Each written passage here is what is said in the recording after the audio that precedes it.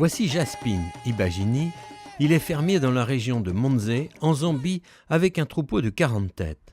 Et voici Herminia Mina, qui s'occupe de ses cultures sur l'île de Santiago, la plus grande île des 10 îles du Cap-Vert. Et sur le lac Volta, au Ghana, Robert Veduga vérifie les filets de sa ferme piscicole. 3 personnes, 3 activités agricoles, 3 pays différents. Pourtant, leur histoire se ressemble.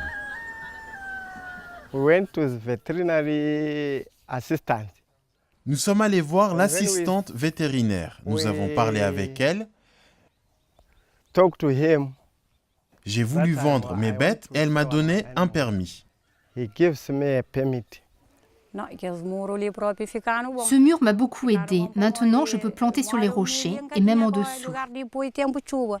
Il n'y avait quasiment plus de poissons dans le lac. Ce projet nous a vraiment aidés. Nous avons suivi une formation pour apprendre comment fabriquer et entretenir les filets. Les femmes aussi travaillent. Elles s'occupent plus de la transformation du poisson. Tous les 3 ont amélioré leur situation. Ils ont tous appris de nouvelles méthodes de travail et maîtrisent de nouvelles techniques.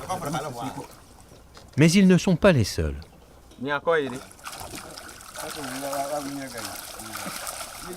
Les éleveurs de bétail en Zambie et dans les 4 pays avoisinants peuvent envisager leur futur plus sereinement, parce que leurs troupeaux sont en meilleure santé. Sur les îles capverdiennes au large de la côte ouest de l'Afrique, les améliorations au système d'irrigation ont considérablement changé la vie au quotidien de centaines de fermiers et fermières. Au Ghana, plus de 54 000 personnes ont trouvé du travail dans les zones rurales grâce aux programmes gouvernementaux pour améliorer la vie des citoyens. Pourtant, la vie des communautés agricoles et rurales dans ces pays n'a jamais été facile. Le potentiel énorme de l'Afrique rurale a souvent été freiné par l'environnement, les pratiques traditionnelles, le problème de l'éducation et aussi le manque d'investissement. Maintenant, les choses vont de mieux en mieux. Prenez l'exemple d'Agnès Achampang dans les plaines Afran du sud du Ghana. Elle n'est pas fermière, mais elle travaille dans le secteur agricole avec les producteurs d'huile de palme. Elle gagne sa vie en vendant du savon, des détergents, des liquides vaisselle à base d'huile de palme, parmi d'autres produits. Avec les bénéfices de mes ventes de savon, je paie des études de 2 de mes arrière-petits-enfants à l'université presbytérienne. Cette année, je voudrais agrandir. J'ai le terrain et j'aimerais y installer une usine. L'entreprise d'Agnès est l'une des 24 000 petites entreprises rentables dans la campagne ghanéenne. Ces activités ont été créées avec l'appui d'un programme international très ambitieux, géré en grande partie par la Banque africaine de développement. Des centres de formation subventionnés aident les entrepreneurs en herbe comme Agnès. Ils n'apprennent pas seulement à fabriquer ce qu'ils vendent, mais aussi les principes de base de gestion. Et c'est une des clés de la réussite. L'acquisition des animaux et l'installation des surfaces irriguées en goutte à goutte a été réalisée à l'aide de une ligne de crédit qui était au niveau projet, où le taux de crédit était de 5%, qui était très accessible comparé au crédit des banques actuelles qui est de 12%. C'est une chose d'être formé aux techniques agricoles pour un fermier, comme c'est le cas ici au Cap-Vert, mais ce n'est pas toujours suffisant. La réussite est souvent une question de gestion, de financement à court terme et au long terme, et aussi de savoir travailler avec les institutions financières locales. On m'a montré comment cultiver les champignons et j'ai reçu une formation en management et en gestion. J'ai aussi appris comment démarcher les banques pour obtenir des financements.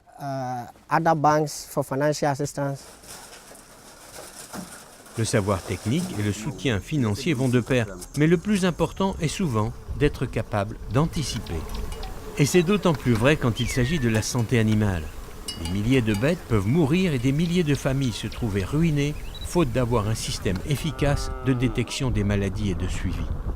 Maintenant, ces méthodes existent, mais puisque les maladies ne respectent pas les frontières, il faut un effort dans tous les pays voisins. Un programme à 20 millions de dollars, soutenu par la Banque africaine de développement dans 5 pays d'Afrique australe, met en exergue cette synergie.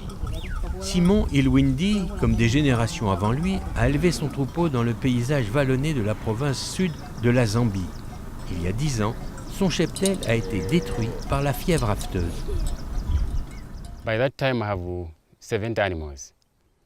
À cette époque, j'avais 70 bêtes et j'en ai perdu 30.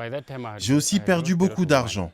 J'ai dû dépenser 750 000 kwacha zambiens pour maîtriser l'épidémie. C'est l'équivalent de plusieurs centaines de milliers de dollars, une somme faramineuse pour un fermier comme Simon. Aujourd'hui, l'assistante vétérinaire Liliane Makossa vérifie la santé des bêtes de Simon. Elle est équipée d'un stylo numérique. Synchronisé avec un téléphone cellulaire, ce stylo permet d'accéder et de transmettre en temps réel les informations. Les mécanismes actuels de contrôle mis en place sont très efficaces. Parfois, il peut y avoir une urgence et je ne peux pas rencontrer mon patron pour l'avertir. Avec ce système, peu importe où il est, mon patron recevra mon rapport. Au laboratoire central de Lusaka, on analyse les résultats enregistrés sur le terrain et on élabore des vaccins en utilisant les nouveaux matériels et les logiciels.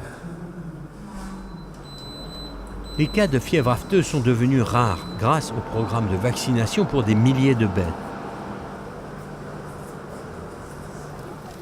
Toutes les femmes de la famille Lopez sont aussi membres d'une coopérative agricole composée presque exclusivement de femmes.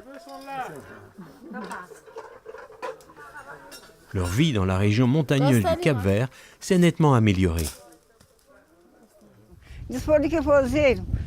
Avant d'avoir ce barrage, nous n'avions pas beaucoup de terrain à travailler. Maintenant, avec les nouvelles terres irriguées, nous pouvons travailler les champs et les cultiver. Dieu soit loué. Je n'ai qu'à ouvrir le robinet et il y a de l'eau. Pendant des siècles, ces îles venteuses de l'Atlantique étaient à peine cultivables. Les pluies abondantes de la mousson s'écoulaient puisqu'il n'y avait pas de système efficace pour les retenir pendant la saison sèche. Avec l'appui d'un projet de plusieurs millions de dollars, on a trouvé des solutions. On a construit des barrages et créé des réservoirs sur Santiago, l'île principale. Des terres que l'on considérait infertiles ou qui avaient été appauvries par de mauvaises pratiques agricoles revivent grâce aux ouvrages en terre et à des murs en pierre.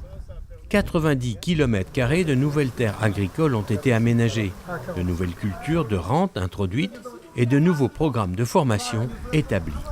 La famille Lopez pouvait se réjouir. Avec la formation que nous avons eue au sein du projet, nous avons appris à mieux travailler. Si nous avions reçu ce genre de formation, nous aurions eu une vie meilleure. Avant, on travaillait dur pour pas grand-chose.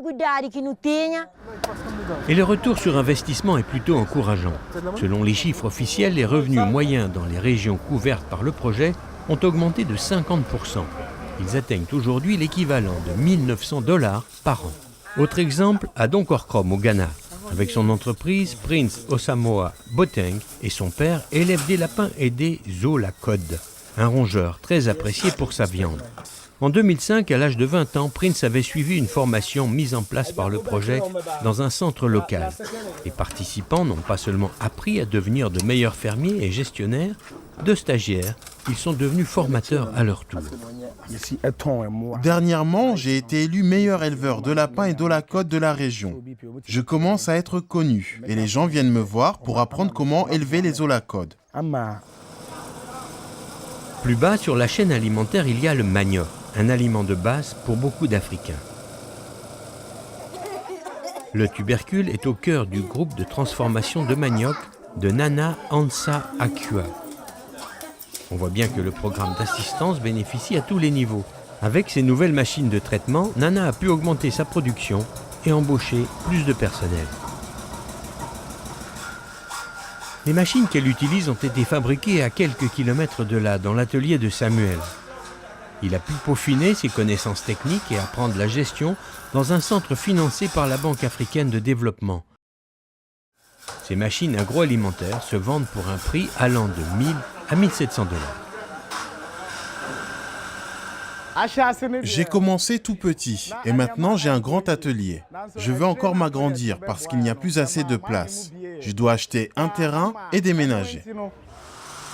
Des unités de transformation de viande en Zambie d'où on peut exporter une viande de bœuf de bonne qualité au lac du Ghana où les poissons avaient pratiquement disparu et qui en produisent maintenant des milliers, en passant par les nouveaux pâturages du Cap-Vert où l'exode rural s'est ralenti. 3 programmes toujours en cours et qui continuent à aider ceux qui en ont le plus besoin. Mieux, on n'apprend pas seulement à développer son activité mais aussi à aider les autres. Cependant, il ne faut pas perdre de vue que ces projets ne sont pas des œuvres caritatives. L'argent emprunté sera remboursé. Un développement vraiment durable de l'agriculture en Afrique passera par de tels projets.